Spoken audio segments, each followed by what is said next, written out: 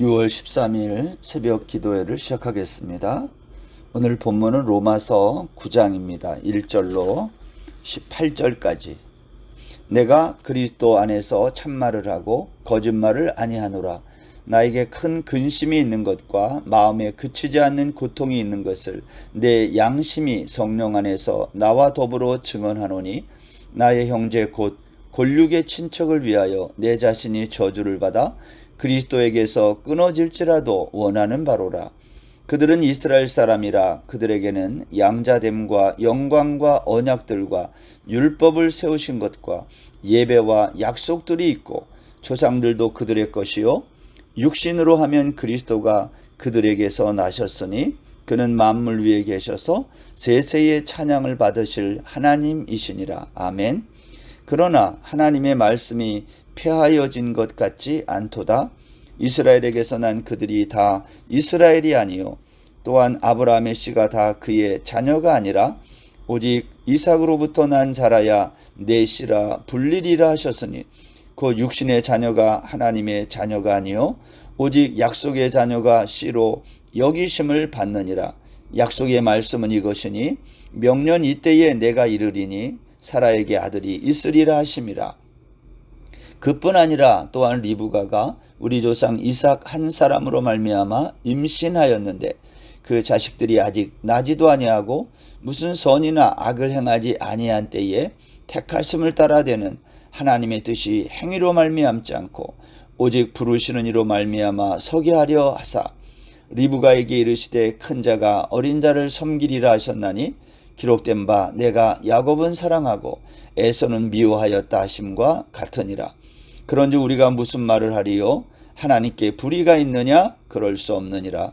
모세가 이르시되 내가 긍휼히 여길 자를 긍휼히 여기고 불쌍히 여길 자를 불쌍히 여기리라 하셨으니, 그런즉 원하는 자로 말미암음도 아니요 다른 박질을 하는 자로 말미암음도 아니요 오직 긍휼히 여기시는 하나님으로 말미암음이니라.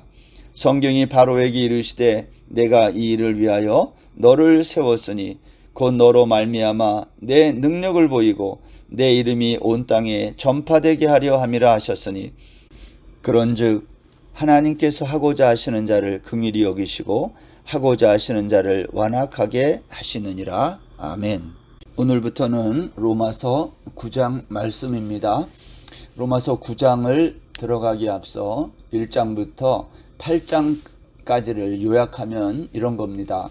로마서 1장 17절에서 복음에는 하나님의 한 의가 나타나서 믿음으로 믿음에 이르게 하나니, 기록된 바 오직 의는 믿음으로 말미암아 살리라 그랬어요. 복음에 나타난 한 의가 무엇입니까? 창세기 17장 7절에 보면 하나님이 아브라함에게 말하기를 내가 내 언약을 나와 너와 내 대대 후손 사이에 세워서 영원한 언약을 삼고 너와 내 후손의 하나님이 되리라 약속합니다. 하나님께서 아브라함과 맺은 바로 이 언약을 지키는 행위를 의라고 말한다 그랬어요. 성경에서 의라고 하는 개념은 윤리적인 개념이 아니라 언약 개념, 관계라고 말씀을 드렸습니다. 하나님이 일방적으로 우리와 맺은 언약으로 당신이 맺고 우리에게 한 번도 물어보지 않고 하나님 자신이 그 언약을 지키는 겁니다. 하나님은 우리의 행위에 관계없이 하나님이 하실 일을 하는 거예요. 그걸 하나님의 의라고 말한다. 여러분, 왜 하나님은 그런데 이스라엘에 계속되는 불순종과 범죄에도 불구하고 그들을 다시 회복시킬까요? 그들이 말을 안 듣는데 바로 하나님의 의 때문이에요. 다른 말로 하나님의 노릇을 하는 거죠. 배은망덕하고 자기 이익만 추구하는 이스라엘을 향하여 하나님이 윤리적으로 반응하신다면 이미 심판하고도 남음이 있을 겁니다.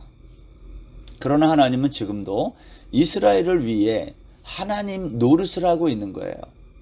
하나님이 이렇게 하나님 노릇하는 거, 이것을 하나님의 의라라고 말한다는 거죠. 그러면 왜 하나님은 말 안 듣는 이 이스라엘과 언약을 맺으시고 하나님 노릇을 하려고 하는 것일까 하는 거예요. 우리는 그 이유를 어제 말씀 로마서 8장 31절에서 39절 마지막 부분에서 이와 같은 하나님의 행동의 이유를 하나님의 사랑이라고 말했어요. 그래서 마지막 39절에 보면 우리 주 그리스도 예수 안에 있는 하나님의 사랑에서 끊을 수 없다. 그렇게 말한 겁니다. 이제 로마서 9장부터 이제 11장까지는요.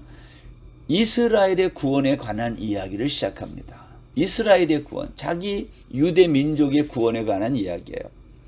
이방인의 사도로 부름을 받은 바울이 이방인들은 복음을 깨닫고 구원받는데 정작 하나님과 언약을 맺은 자기 동족 유대인은 구원 안으로 들어오지 못하는 것을 보면서 큰 근심에 빠진 겁니다. 그래서 오늘 1절에 보면 이렇게 시작합니다. 내가 그리스도 안에서 참말을 하고 거짓말을 안 한다 그랬어요. 내 양심이 성령 안에서 나와 더불어 증언한다. 여러분, 바울은요 유대 민족에 대한 큰 근심이 단순히 자신의 감정에서 나온 말이 아니라 성령께서 인도하신 말이라는 거예요. 사람들은 진리를 잘 믿지 않습니다. 왜냐하면 진리이기 때문에요. 요한복음 8장 45절 이하에 보면 내가 진리를 말함으로 너희가 나를 믿지 아니하는도다. 너희 중에 누가 나를 죄로 잡겠느냐. 내가 진리를 말하는데도 어찌하여 나를 믿지 아니하느냐. 하나님께 속한 자는 하나님의 말씀을 듣나니 너희가 듣지 아니함은 하나님께 속하지 아니하였음이로라 그랬어요. 바울의 큰 고통이 뭐냐? 이스라엘이 구원에 이르지 못하는 것입니다. 그들은 영광과 언약들과 율법과 예배와 약속들이라는 특권을 가지고 있었어요. 그렇지만 대다수는 불신앙에 빠져 그리스도를 배척하고 있다는 것이 사실이었죠. 이것은 이스라엘에게 복 주시겠다는 하나님의 약속이 취소된 것처럼 보인 거예요. 그러나 바울은 그럴 수 없다 그랬어요. 하나님의 말씀이 폐하여질 수 없기 때문이라는 거죠. 여러분, 유대인의 불신앙이 그들에게 주어진 하나님의 약속을 무효화시킬 수 있습니까? 없다는 겁니다. 바울이 이와 같은 주장의 근거가 뭘까요? 그것은 6절에 있습니다. 그러나 하나님의 말씀이 폐하여진 것 같지 않도다. 이스라엘에게서 난 그들이 다 이스라엘이 아니요 또한 아브라함의 씨가 다 그의 자녀가 아니라 오직 이삭으로부터 난 자라야 내 씨라 불리리라 하셨으니. 여러분, 이게 무슨 말입니까? 바울은 육신적으로 이스라엘에 속했다 해도 참 이스라엘이 아니라는 거예요. 구원이 인간의 육신적인 혈통에 의존하지 않는다는 겁니다. 그래서 로마서 2장 28절에서 말한 것처럼 무릇 표면적 유대인이 아니요 표면적 육신의 할례가 아니니라 한 것.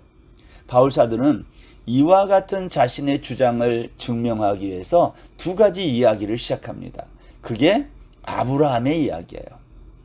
아브라함에게는 아들이 둘이 있었어요.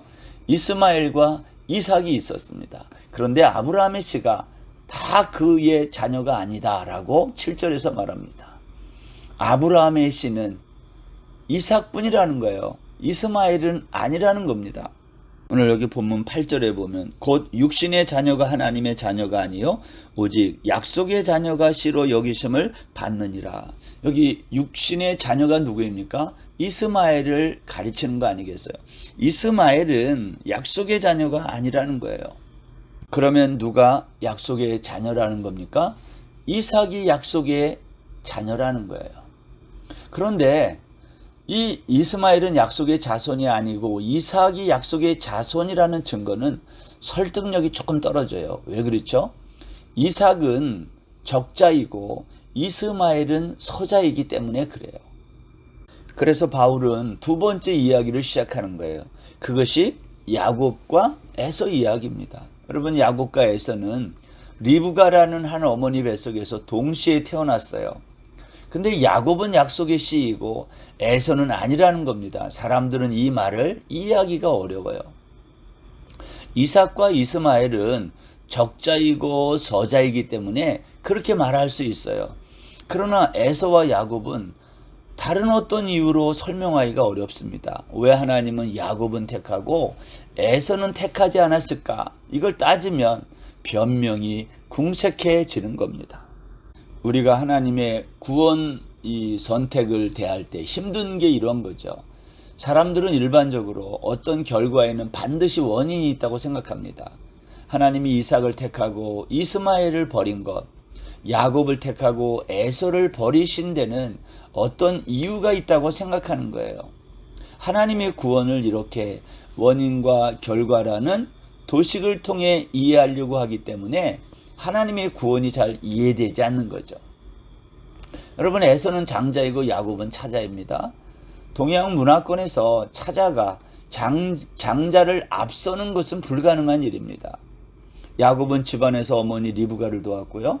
에서는 밖에서 사냥하는 일을 도왔어요. 에서에게 무슨 흠이 있나요? 야곱이 에서보다 뭐 나은 점이 있나요? 오히려 야곱은 형을 속였고요. 삼촌을 속였고요. 아버지를 속였던 야비한 자였어요. 자랑할 게 아무것도 없어요. 근데 하나님이 야곱을 선택했어요. 여러분, 이것을 뭐라고 하는지 아십니까? 이것을 복음이라 그래요. 우리 모두는 다 야곱과 같은 존재라는 거예요.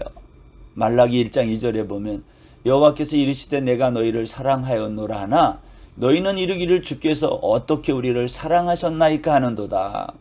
나 여호와가 말하노라 에서는 야곱의 형이 아니냐. 그러나 내가 야곱을 사랑하였고 에서는 미워하였다. 여러분, 우리가 이 말씀들을 들으면서 질문을 해야 돼요. 왜 하나님은 야곱을 택하고 에서를 택하지 않으셨는가?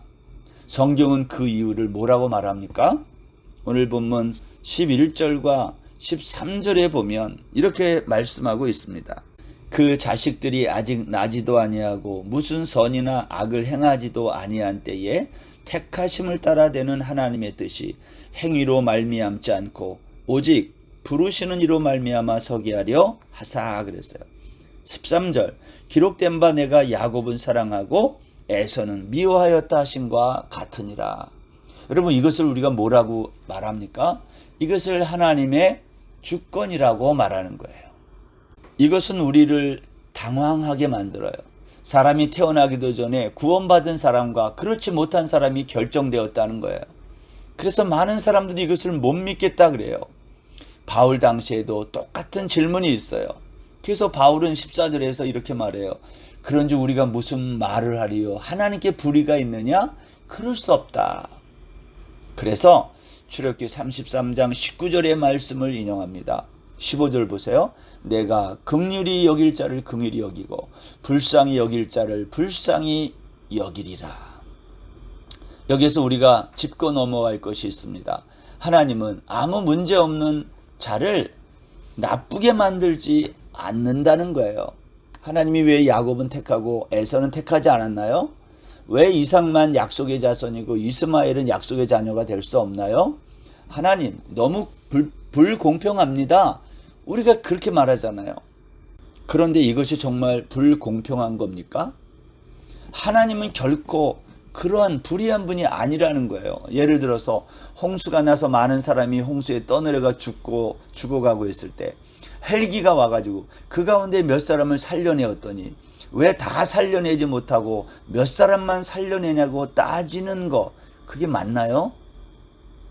로마서 3장 9절에 보면 그러면 어떠하냐? 우리는 나으냐? 결코 아니라 유대인이나 헬라인이나 다 죄 아래에 있다고 우리가 이미 선언하였느니라. 성경은 인간의 운명을, 인간의 존재 자체를 이미 사망이라고 선언한 거예요. 그래서 로마서 6장 23절에서 죄의 삭은 사망이라고 말한 거죠. 모든 인생은 그냥 놔두면 다 죄악으로 말미암아 죽을 존재들이에요.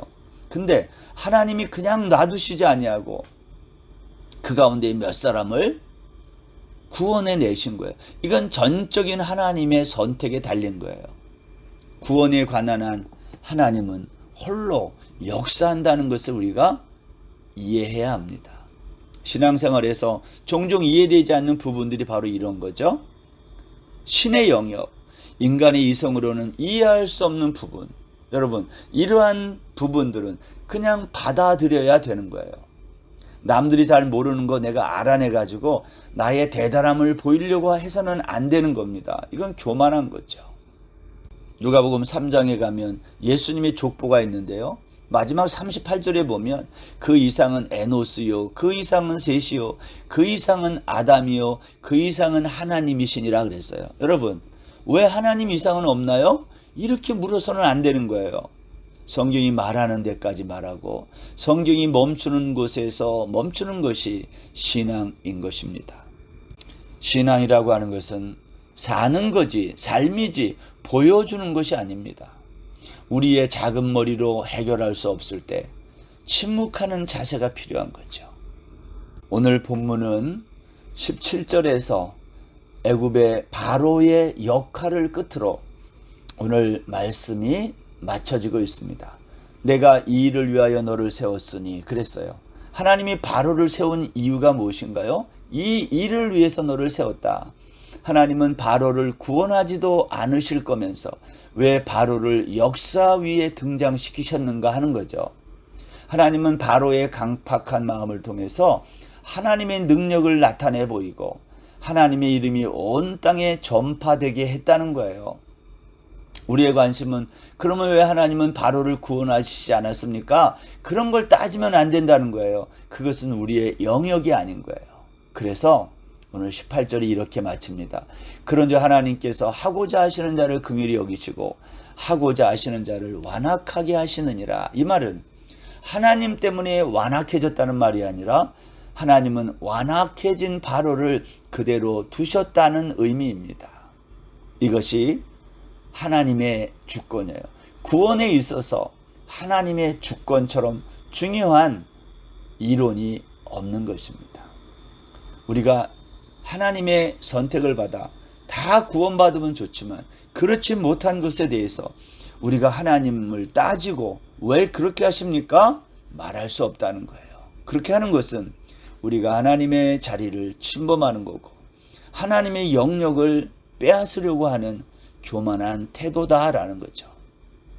사랑하는 여러분, 오늘도 하나님이 긍휼히 여기시는 자를 긍휼히 여기고 완악하게 하는 자를 완악하게 하셨다는 이 말씀을 믿음으로 받아들임으로 그 가운데 나를 긍휼히 여기신 하나님을 높이 찬양하는 거룩한 날 되시기를 주의 이름으로 축원합니다. 기도하겠습니다. 하나님, 주의 말씀은 폐하여지지 않습니다. 바울 사도는 동족인 유대인들의 고통을 알았습니다. 그들은 하나님께 모든 택함을 받았고 율법도 있었고 할례도 행했고 그렇게 했으면서도 그들은 복음을 깨닫지 못했습니다. 하나님, 그 안타까운 바울 사도의 마음을 우리가 오늘 생각합니다. 하나님은 우리를 왜 이렇게 택하시고 우리를 구원하셨는지 하나님의 긍휼하심을 다시 한번 생각합니다.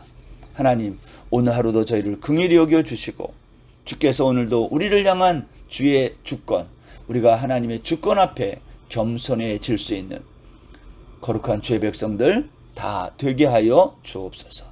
오늘 하루도 온전히 주께 의지하며 예수님의 이름으로 기도드립니다. 아멘. 오늘 하루도 평안하세요.